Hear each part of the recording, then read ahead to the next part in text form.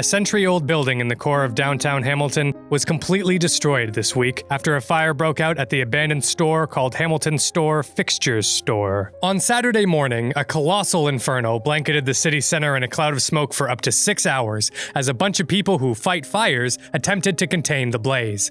But it was all too late for 206 King Street West.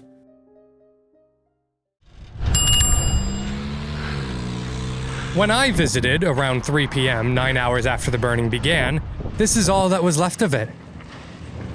Tragic. When I visited 3 days later, it was a nothing. The 114-year-old legend, gone for good. As a local, it's sad to see such an iconic building go. It was one of those buildings that was so infamous simply because it was so goddamn ugly.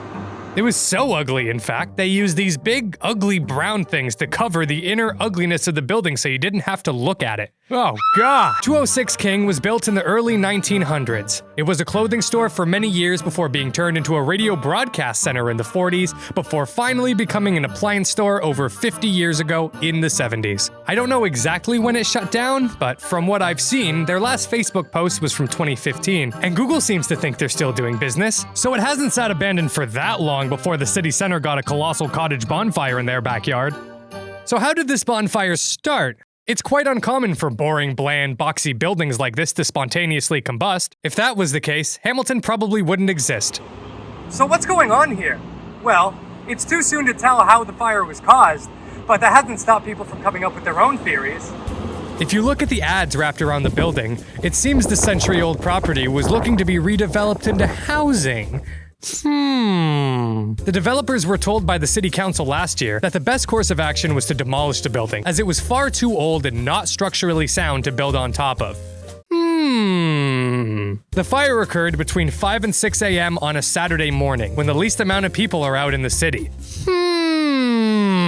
For the first time in seemingly forever, the Ontario housing market has cooled down, and prices have steadily decreased over the past few weeks.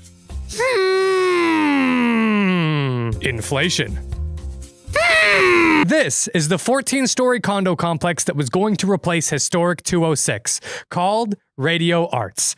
A nod to the former building's radio station history and the city's broadcasting history as a whole. You see a lot of new buildings on the grounds of old broadcast centers in Hamilton take up names like this. For example, a new condos being built at a former TV station will be not so subtly named Television City. As for 206 King here, many people see this as an open and shut case of insurance fraud. If you owned this company, the housing market was down, and you wanted to save on demolition costs, you could burn it down when no one was looking. This would not only save money, but you'd actually receive money from the insurance companies to line your pockets. Talk about a summer bonus. Why, it's so genius, but at the same time, so painfully obvious. Is that really what happened here? No, probably not.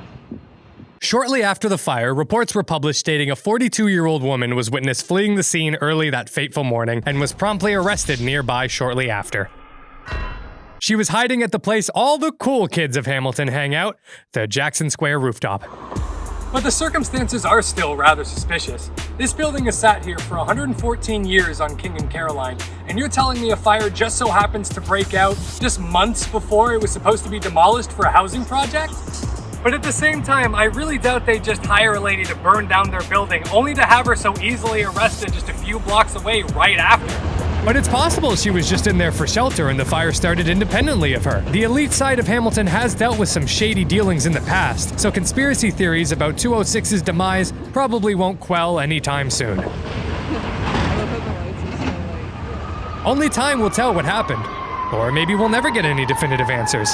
Who knows? I don't care. The building was useless. I'm glad it's gone. Probably cheaper to burn it down anyway. And what a spectacle it was! There's no better way to bring the city together than burning a century-old stack of wood on a Saturday summer morning. Rest in plywood, lest we forget the fixtures. So will the Radio Arts project still continue, pushing central Hamilton one nudge closer to becoming engulfed in condos like Toronto? It'll be interesting to see what happens to this land from here on out.